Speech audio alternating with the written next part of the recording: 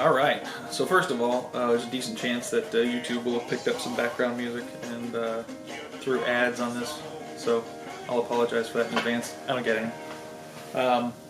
So we're going on to step 2, part 2 of this work on the STI here. So the next major step is going to be, I'm not going to be making as much progress this time as I did last time. However, try to at least get this thing opened up, kind of get some eyeballs on the timing belt, and work from there. So the first thing I actually wanted to show you, oops, zoom out here a little bit. First thing I wanted to show you was something I meant to show last time, and that's this wrap I put on the upper radiator hose. So this is that self-vulcanizing tape I was talking about. Interestingly, it doesn't have any adhesive on it, so it's not stuck to, you can get it with adhesive, this stuff doesn't have it. It's not stuck to the hose itself, it's stuck to itself. So if I were to, the only way to remove this, I can't actually peel it, you actually have to just basically cut all along here and it'll just come off as one piece, and it's fused, it is one piece. These things are done in such a way, this material is such that when it touches itself, it fuses, and it's got like basically a liner between the layers of tape so it doesn't just fuse into one big block. But it's really good stuff. In a former life I used it on cables on rockets, so it really works well for chafing and these sorts of things. And it's also got a really good high temperature resistance, probably 300, 400, 500 degrees Fahrenheit. So it'll be perfect for this kind of application. So I'm going to zoom in here, hopefully be able to see down here, and I'm going to start taking off some of the extra belt tensioners we have.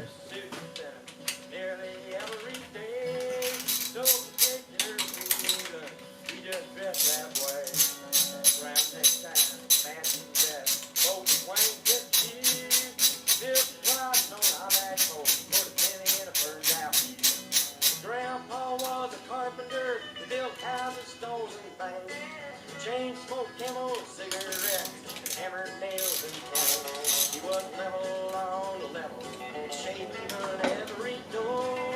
Voted rising hour, called liquor one roll.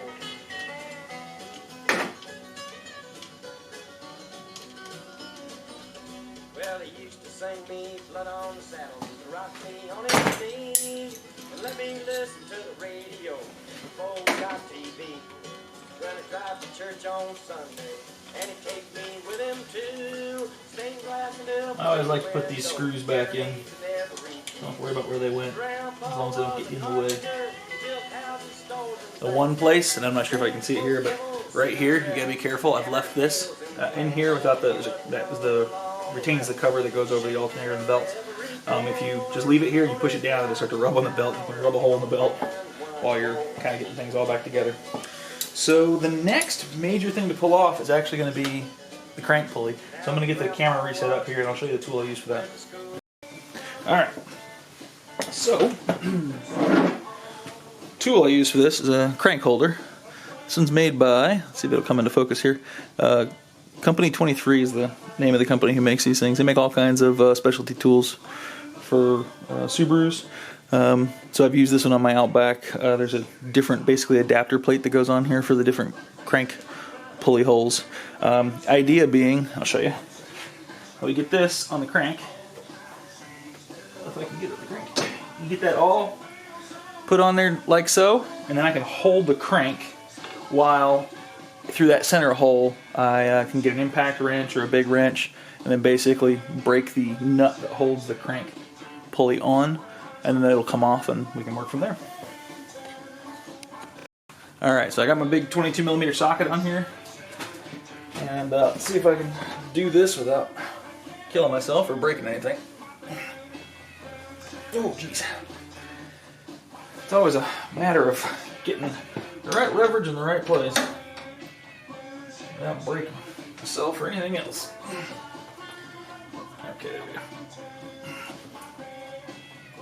Oh goodness. There might be an impact wrench in the future here. If I had to, folks, there was a point in my life when I could have done this without an impact wrench. Oh, unfortunately, I'm not there anymore. Yep. Probably be safer for everybody if I just do the impact wrench approach. All right. For those listening with headphones, I would, you know, maybe turn it down for a second. Oh. Oh, I'm not cutting that part out. Looks like we're gonna have to find a new way. Yep. Cause that ain't fitting. Maybe I can get this in there and then put that in. Nope. Wah, wah, wah. Well, forget that part. Alright, well, trying a different angle here and seeing if I can maybe do a little bit better on the, oh golly, that's gonna hurt. Okay. Oh. Oh goodness. Well, it's a beginning, I guess. Oh, oh goodness. I ain't gonna lie to you. I don't feel so good. Ooh. Woo. Might be out of shape. Just might. Alright. Get this out of here before the whole thing comes tumbling.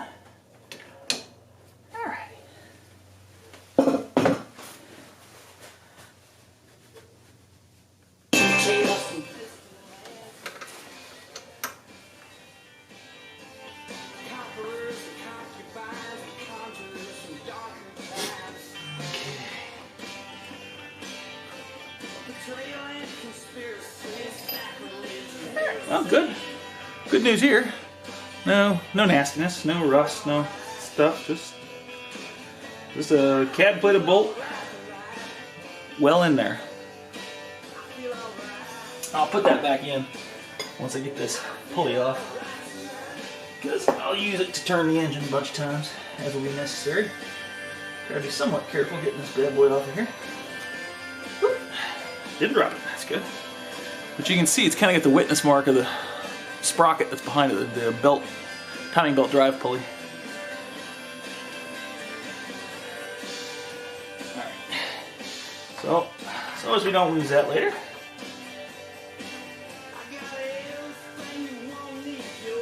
Alright. Get that all the way nice and in there. That should be fine.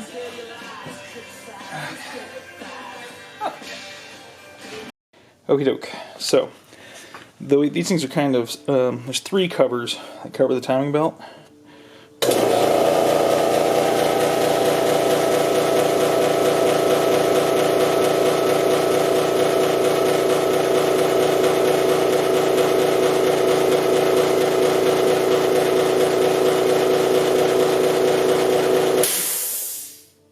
That wasn't necessary. Alright, so we got cover 1 and cover 2. They're forward, and so they kind of pinch this third cover back in here. So what we'll do is take this one off and take this one off, and then I'll be able to take the third one off.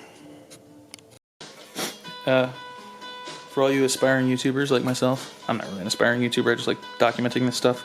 One of the buttons that's really important on your camera is the little red one that records. I mean, I started recording these because I figured, well, I'll be talking to myself anyway, so I might as well just record it. But, you know, I was literally just talking to a camera. It was blinking, just not the right colors. Anyway, so this is the first cover that came off. Very thin. Surprisingly thin. But came off fine. No stuck bolts, no nothing.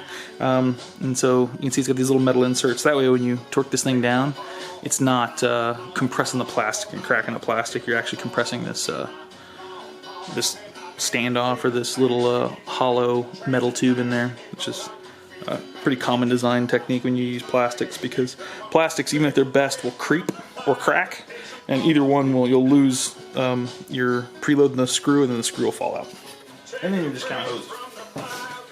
Okay, so that was the far side over here. So I've now gotten these all broken loose, which again you didn't see. The good news is, so far it appears to use the same fastener in every location. But some of these fasteners, let's see here.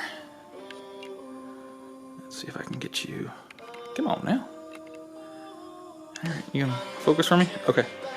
There is a little bit of orange on here, which could possibly be some kind of thread locker. If it is thread locker, it was not very well applied. I think it's just a little bit of marking compound off of something else.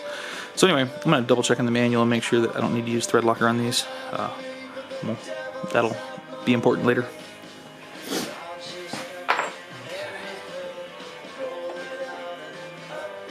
Just 4 fasteners on this one.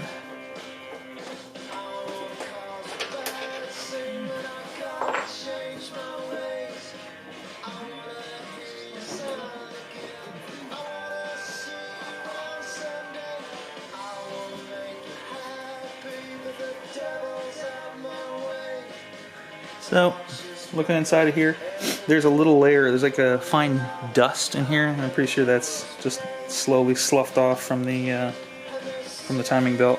A little bit of something right here. We could be getting a little bit of leakage out of the water pump, maybe, which is part of the, we'll be replacing the water pump as part of this process, so I'll have to look and see. This is real close to the outlet neck, or the inlet neck of the water pump, so I'll have to take a look as we get further in there.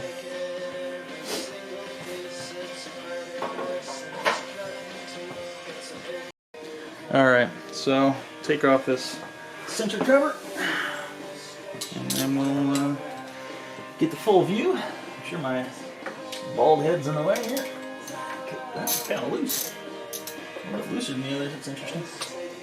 You've got quite a few more fasteners holding it on. Of course, it's a little bit bigger. So there's oh, a piece of something in the way. I don't know what that is. A little piece of broken belt. It's a piece of one of these belts sloughed off. Not the current belt. The current belt's brand new, but probably broke a little piece of the belt off when I took it off. Alrighty. Okay. Yeah, they're not particularly tight. Find them all. Blind here. Okay. Actually, that's not that. That's the filler neck. I think there's another over here. Yep. And let's see what else we got. There's one right here. Okay. I think that's part of it. Yep, feels like it.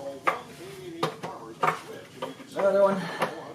Yeah, I think it was like 3 or 4 per on the 2 sides, and this has got twice as many. So, we're going to dropping those down in there. Find them all. Okay. They're a little dirtier down here at the bottom where there's more road grime and stuff getting slung up. So.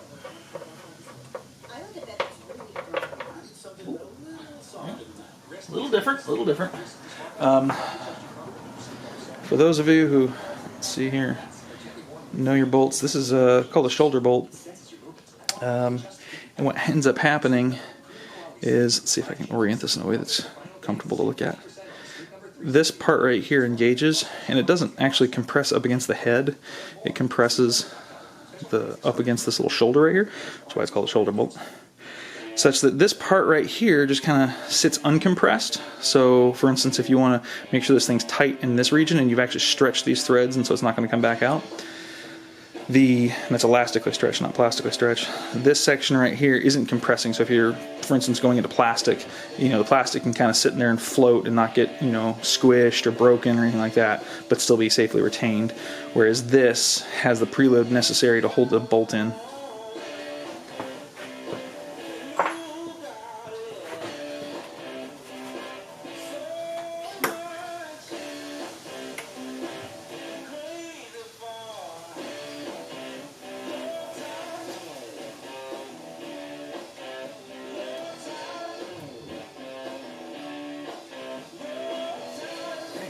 Standard screw. Of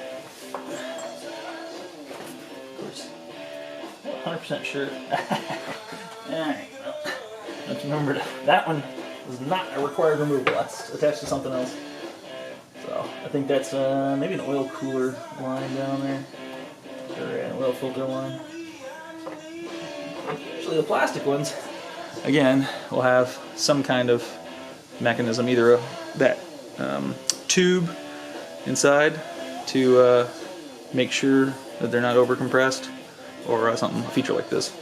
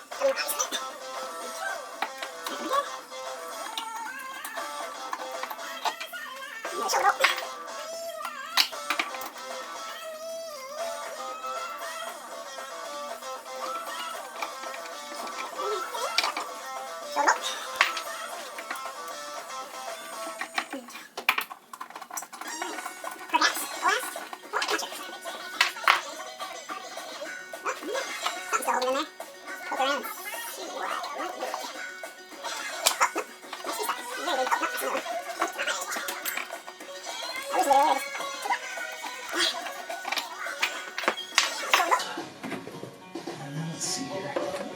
Yeah. Yeah, okay, we're free. Super. Okay, no major like drips or real nasty stuff on the inside of here. I'm not gonna say it's clean, but nothing overly concerning. Okay. So, I'm gonna see if we can get you a little better look inside of here. Okay, so let's talk about a timing belt if you're not familiar. So, I can't explain every part of the engine right at the moment, but this is the crankshaft. This is actually the crankshaft right here. This is that pulley bolt that we had to put a little oomph into getting off.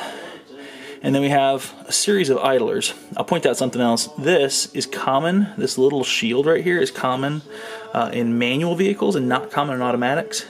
Because there's kind of a jump and a jolt when you shift on a manual, and it can cause the belt to want to jump and leave it, depart the teeth here and then mistime the engine. So this, there's a couple of these throughout here, but they're little guards. So one of the things we have to do here is actually get this gapped correctly when we put the new one back in. Anyway, so we got the belt. So this will turn, and this is what's called a dual overhead cam engine. So there's a cam here, there's a cam running on this thing's center line that runs intake or exhaust, intake I would imagine. And then these are the exhaust valves. So there's a cam that runs the intake valves, cam that runs the exhaust valves. There's a mechanism inside of here, probably inside of there as well, that will change the timing on those valves as is appropriate for the speed and load on the engine. And basically this belt keeps all of those things in proper time. These can make adjustments to that time, but the general time is held by the belt. So obviously excess stretch would be bad. If this belt blows up, it comes apart, then unfortunately, these engines, the valves will actually all fall down, or some of them will fall down into the cylinder and then get smashed into by the piston. And that's kind of curtains for your engine for the most part. That'll be a very expensive, massive rebuild. So there's a belt tensioner right here.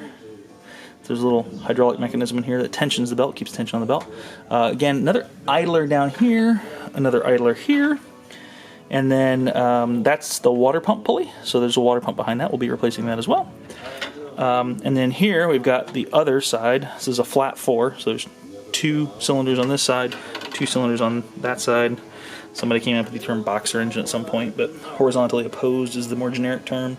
Airplane engines, VW, bug engines, etc. So intake valves and the timing mechanism, exhaust valves. No timing mechanism on here, so I'm always kind of curious how it's all held. It may be able to make changes on one side that affect both sides equally, though I'm not exactly sure how they accomplish all that. Anywho, so that's the belt itself. I'm probably going to actually pause my process because of other things I got to get done around the house today. But so we're going to stop here. Did want to kind of point out the belt. I'm not sure if it's going to show up as well in video. There's a slight brownness to it. It's not real rough. There's a little bit of fraying at the edges, but I mean, I haven't seen a million of these belts, but this one doesn't scream I'm about to come apart. It definitely looks aged. But, I'm not an ageist. So there are, I will point out, like on these, I have all of the idlers and everything. I have new replacements for all these. There's a little bit of film and fluid, so the bearings on those might be kind of aging as well. So I think it'll be a good thing to kind of get rid of all of this stuff. But oh, while I got you, lens cap got stuck there. There's another one of these little jump guides here. I don't recall the Outback having that. So my Outback is an automatic transmission. I don't recall it having that. So I think even the corner ones. This I know definitely wasn't there, but I think those weren't there either. So one of the things I'm going to do is I'm going to gap all those right now and see where they're set. And then I'll try to set them accordingly on the next one, which I think will be okay. Admittedly, this belt will probably be a little thinner than the one going in. So I might see a slightly larger gap than I would see with a new belt, but I might check those before we get going. So I think there's another one of those down around this corner. Can't see it, but I can feel it. And I don't see any on this side, which is not sure exactly why that is. Anywho, so there's a timing belt. So I'll be replacing the tensioner, the water pump, all four, there's another little idler there, all four idlers, or I guess 3 idlers, a pump, and a tensioner, and the belt itself. And so one of the things I am going to have to do before all that happens is I actually have to get this thing to kind of its starting position. So hopefully the belt still has its timing marks on it. Otherwise I'll have to figure out the timing marks on all the various pulleys, where they're supposed to be to start, and get them there. So figure that out before we do that. That'll probably be in the next video. So that's where we are.